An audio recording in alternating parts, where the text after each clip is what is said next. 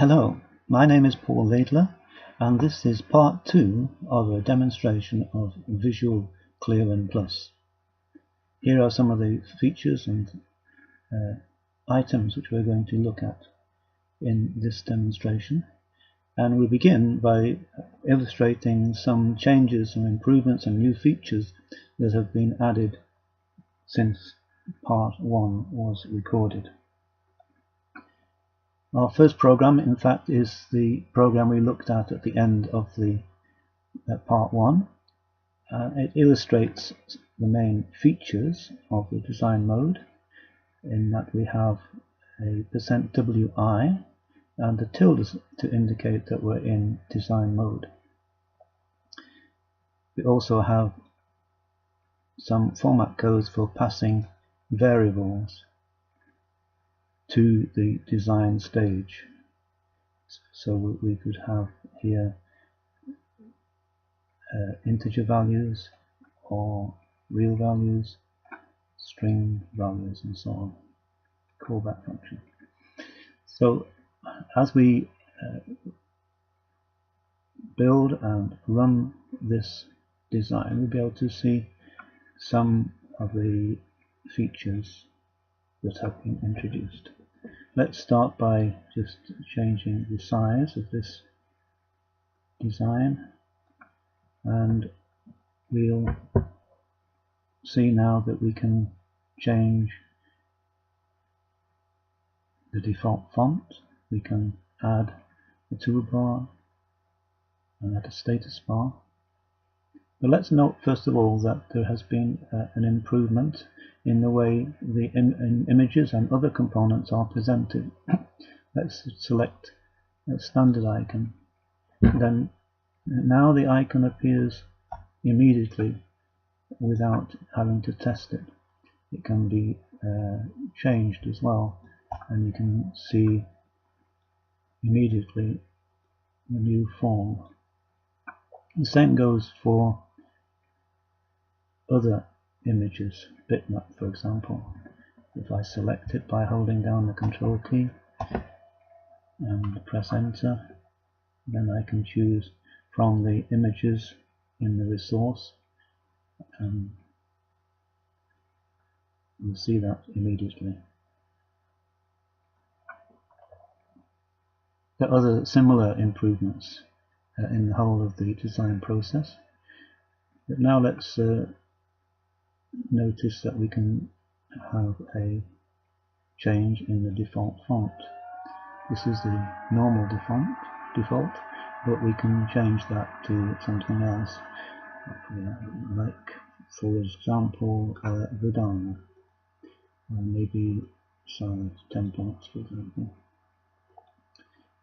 Then if we, let's say, add some text, that size of that text and the font will be with the new, using the new default. If we look at the common properties of that and then move from the default, we could have something else for the local font. So the font can be selected either as the default for the whole of the dialog, or it can change to a local font for particular elements. So that's some of the new features which we have. We can add a toolbar, add a status bar, but we'll start up a new program to illustrate those. And let's just, we won't save it, we'll just go on and close that and introduce now another program. And in this program we have an integer parameter n, which is 5. We have a callback, and also well, that's in fact that's it. That's all. Those are the things we're going to pass to the design. So let's start up and see what happens now. We change the size again, and this time we will add a toolbar. The toolbar starts off with just one button and a default image strip. If we select it, holding down the control key, and look at its properties, then you find that you can change the number of buttons using a variable in the program, and that variable is a parameter with a value of 5. So now we've increased the number of buttons to 5, still using the default image strip. There are more buttons that are available if you want to use them in that default strip. Let's select it again, and again look at its properties. At the moment we're using the standard image styles, and it's called standard view or standard style. We can change it to a view style, and that gives us different standard images. There is a third option which we can select here called a history style, and we can also make the images large. Another option is to use our own bitmap image strip, and here in the program I've added as a resource a bitmap strip called image strip, so that's available now here, and I can select that, and you get that particular image strip, which happens to be the same as the image strip used in the design mode. So there are the various other properties we can introduce and use for the toolbar. We can also add a status bar, and the status bar appears on the bottom. We can have its own properties, which we will illustrate in just a moment. Those we can't actually see what those will do at the moment, but we'll come back to that shortly. So here we have some new features and improvements. We won't save that, so let's just continue with another sample program. This sample is designed to illustrate a new method for constructing menus. This new method can be used quite independently of Visual ClearWin Plus, of the design mode. You could use this way even when you're not interested in designing the dialogues in this way. This simply presents an alternative approach to creating menus, and it's based on the idea that you create separate components. You create menu items first of all using QI. You give a menu item a name for purposes of the construction process. You provide it with text, which is the text that appears in the menu, and you provide it with a callback function, which is called when the menu item is clicked. You can also add here the modifiers for question mark, for help string, a tilde for grey control, and a hash for check control, in the same way that you would do for a normal menu item. And they would enable you to construct a menu item in total on its own. Here we've constructed 3 separate menu items, one for cuts, one for copy, and one for paste. And once you have menu items, you can use those names there in a list to form either a pop-up menu or a sub-menu, so-called. And a pop-up menu doesn't have the graph, a sub-menu does have the graph. And the pop-up menu doesn't have a title at the head of its list of menu items, but a submenu does. And the idea is that a submenu is used to create a main menu. So the final one here is that you have here %QM, and in square brackets a #MN means that we're constructing a main menu from the list of submenus. You can also have PM for constructing a pop-up menu, SM for constructing a system menu, and RM for constructing a system menu that replaces the existing default system menu. So let's just see how that looks when we run it, because here we've ended up creating a main menu from these components. So let's run that. Here it is. Here's the result. It's just a very short program, a very short, small dialogue with a edit. This is the title of a submenu. The whole menu consists of just one submenu, which has edit as the title and a list of items in the drop-down part. And as I click, then you find these callbacks are called just to print a message in that screen. That's all that happens. So there you see that's nothing to do with design mode as such, but you can use that anyway.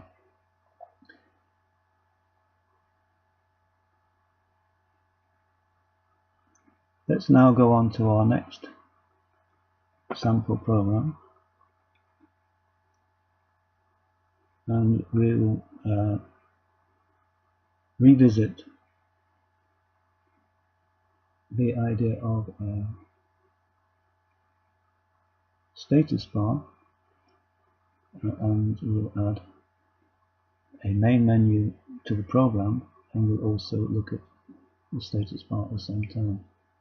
So this is we're in design mode now, but we have a main menu in the code, and we've also have an array of data, integer data values, which we're going to use. So now let's run that program. As it comes up in design mode, it already has this menu, which we won't actually see the details of that until we test it, but the menu is there in place. If we then choose to add a status bar and select the properties of that status bar,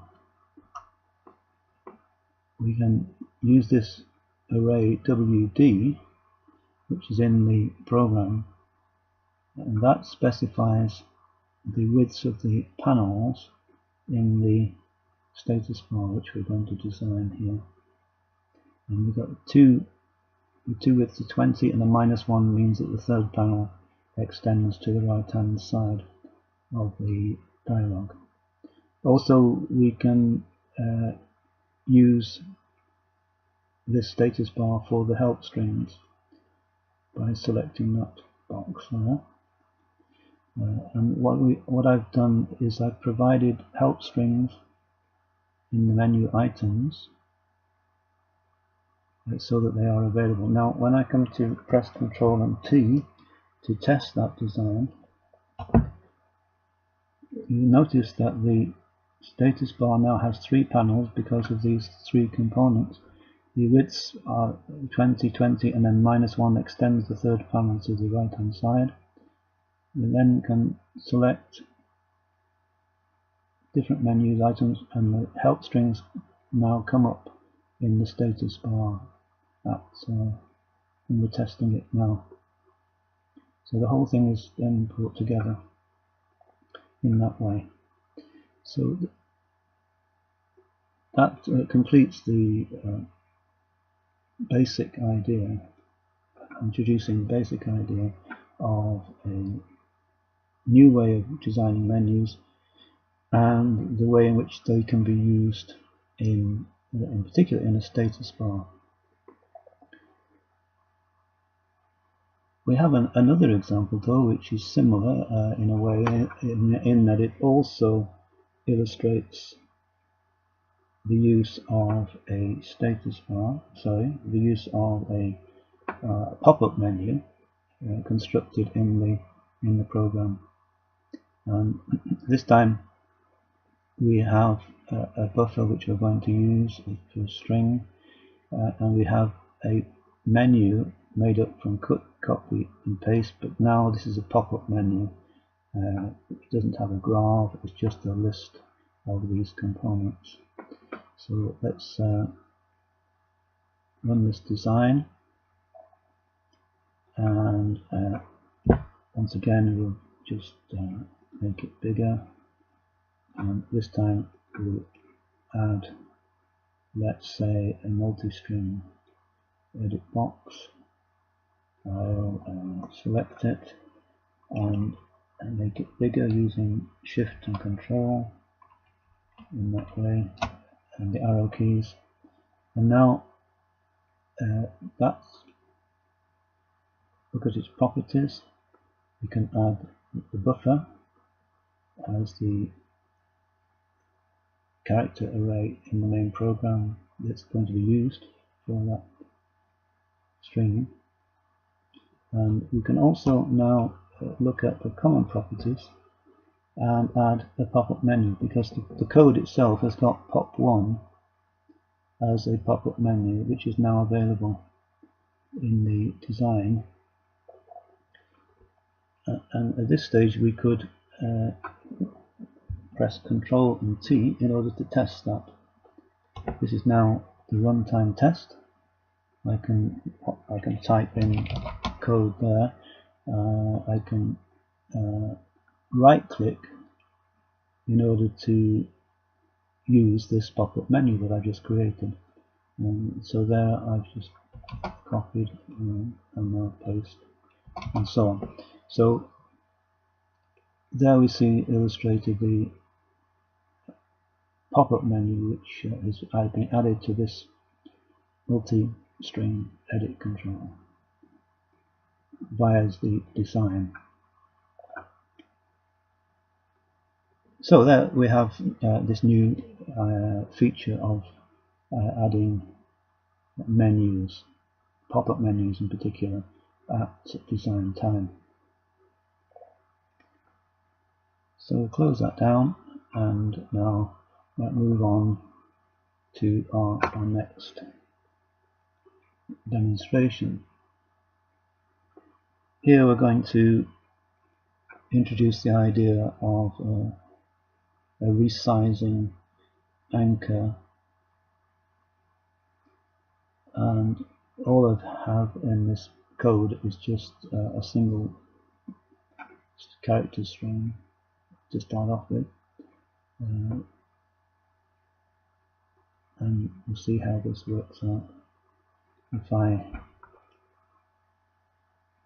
make that larger, and again let's add a multi-string edit control,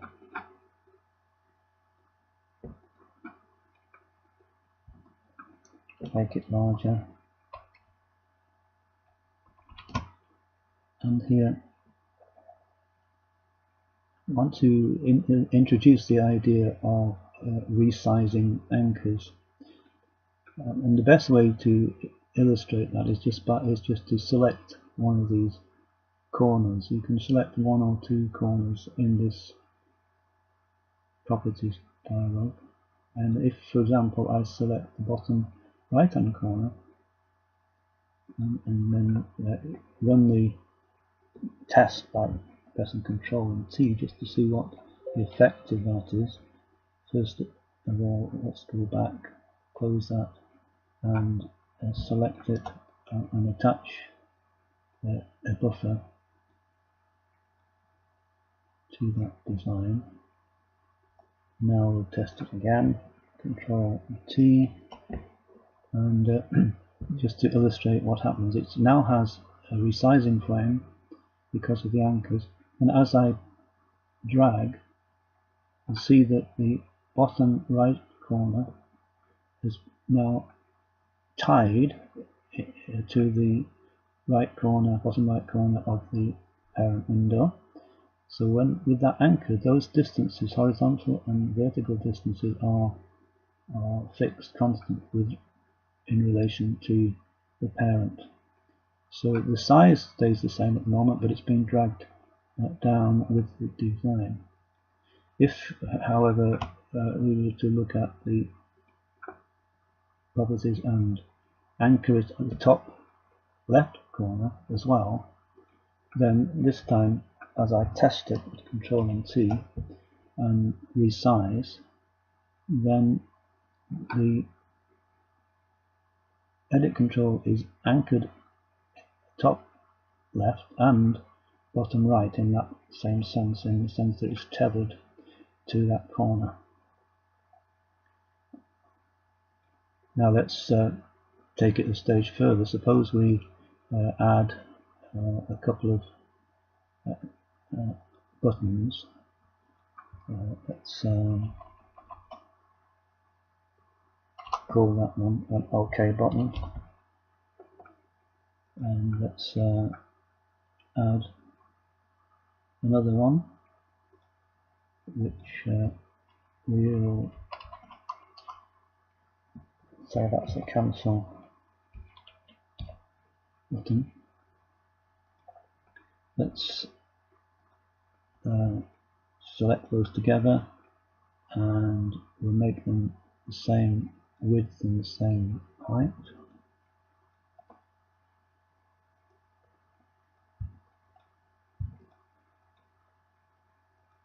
And let's align them. Well, let's move them up first of all. Move them up a bit. Move it to the right. Let's also align them along the top. So I'll select that, and I'll move that one to the left. Move it to the left. Say, now let's suppose we this one's already anchored. That's already anchored top left, bottom right. Let's anchor this one and anchor that to the bottom right. We could, for example, anchor this one to the bottom left. See how that works out. Okay, now we'll test it. Control T, and we'll resize it. Now, as we move, the edit control is still anchored top and bottom in that way. This one is anchored bottom left, and this one is anchored bottom right. You might prefer a different way of doing it, perhaps, and maybe you'd like to have that over next to the cancel button, and suppose we look at it. Let's anchor it to bottom right instead. Test it again. Control T. Now, as we resize, both those buttons are anchored on the bottom right. So there we have this idea that you have different anchors which you can apply to controls, and they will be used as the parent window is resized. Okay, we'll continue and move on to our next illustration. Let me just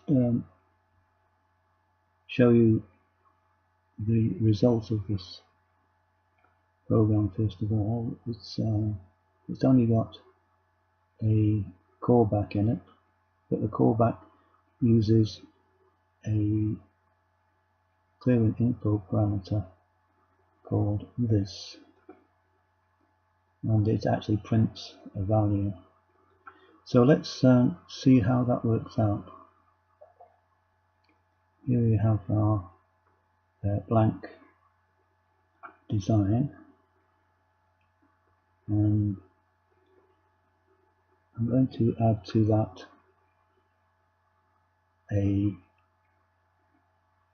edit box. It could be just an integer, and we'll illustrate by adding an integer edit box in this particular case.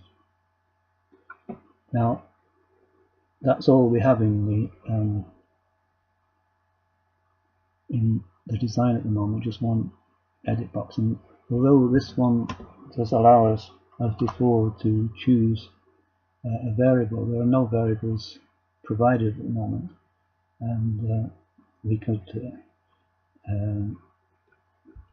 just look at the common properties and perhaps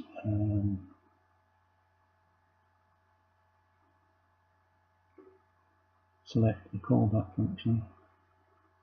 And CB is provided, and so we'll use that callback on this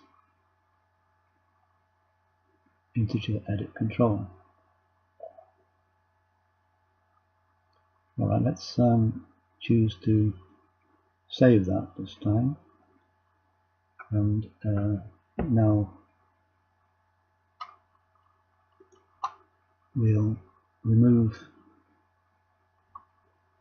the design flag and simply run it. Now this is actually started to run without any complaints, even though there is no variable that's been assigned in the code to this particular edit box. It's an integer edit box, and it doesn't have a variable assigned to it. And what happens with the design in that situation is that ClearWin Plus will provide its own buffer, its own integer variable.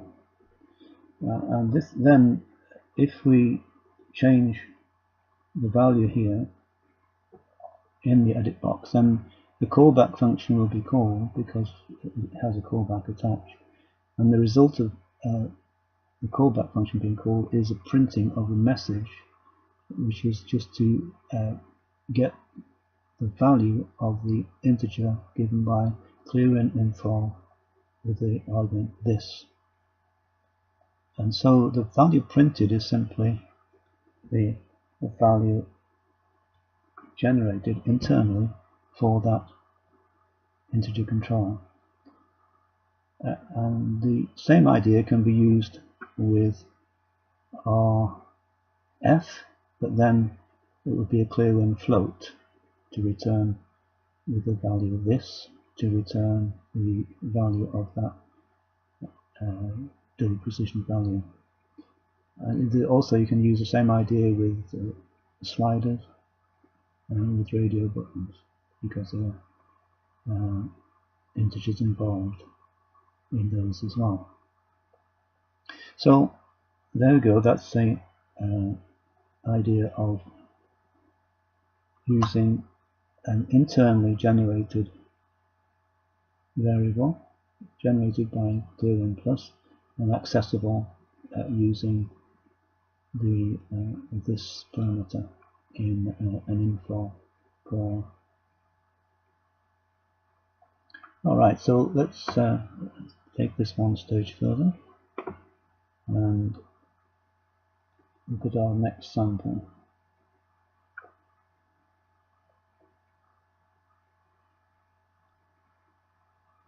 We now begin to think in terms of using design for more than one dialogue. And here we have %wi for one dialogue with an ID of 100, and here for a second with an ID of 200. And in this example we happen to be using the same buffer in the construction. So let's suppose we comment out the second one,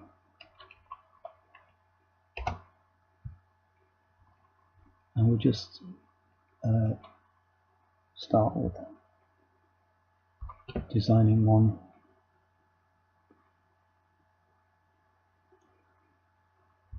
dialog.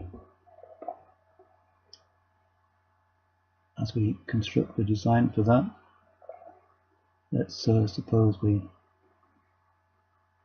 put in a edit control, which is a string, a single string, say. For the properties, we'll use the buffer that's been provided for that variable. So there is our first construction, and we'll save that.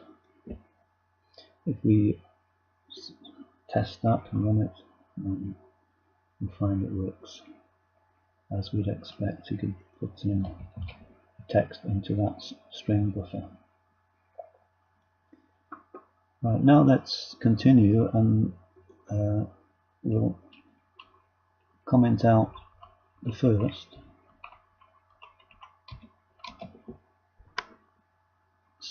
and construct another one.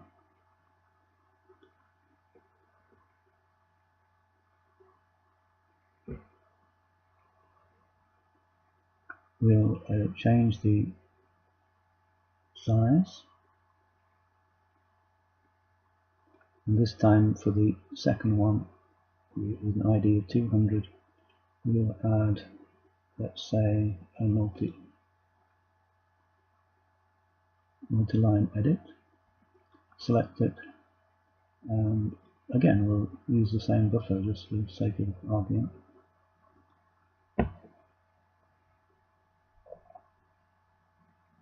And then we'll save that. Now what we'll find is that having saved that, we will have a design, the script. Let's have a look at the script for that.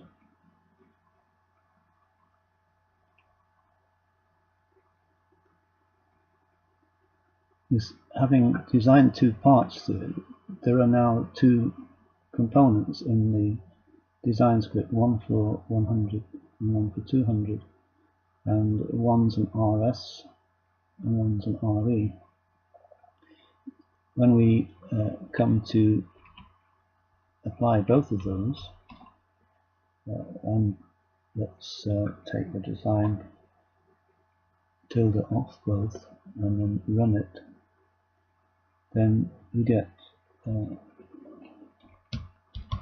one using buffer. Close that, and you get the second one using the same buffer, one after another, because that's the way the program is written.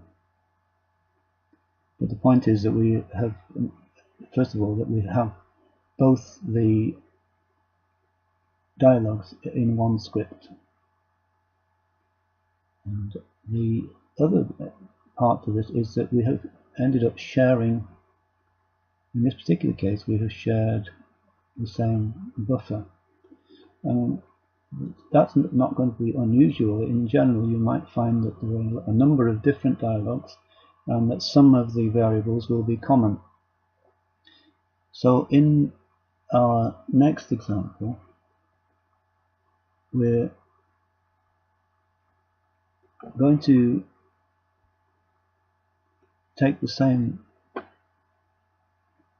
setup, but this time we're going to allow for the fact that this data is shared, and there is a new format code in this program, present WR, and that format code allows you to do two things. First of all, it allows you to introduce variables which are then available and visible to any of the dialogues in the design. It sets up, if you like, a virtual window which you don't see, but it has the components which are common to a number of different dialogues. So it's almost as though you're setting up a link script between the program and the design, listing all of those variables which you want to be shared. You won't use this part in actually creating a window, but you will have the data which is shared between different windows or dialogues. So now that we use that, and in fact I've also saved the previous design in a file called master.rcx to illustrate another feature of %WR, and that is that you can, as an option, provide a standard string, so-called, which gives you the name of the resource which you're going to use in this context. So if you want to or need to use a resource which isn't the same, a resource script, RCX script, which is not the same name as the program itself, then you can give it a name directly in square brackets. So now I have a file called master.rcx, which I've saved from a previous build, and that contains the same information as before. But also this %WR is making that buffer available to both these components, as we'll see when we come to design it. So here, well, you don't put the tilde on WR, but you can put the tilde on either one of these, and that makes the data available to both. But let's actually run it as it's in its finished form. Here, this is the first dialog 100, and that's got an RE, which is a multi-line edit control, which is there.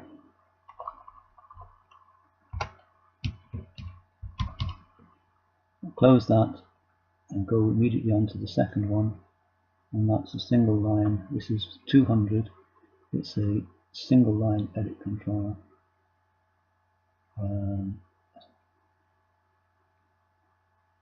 In that item, and it comes up with the same text because the buffer is shared between the two.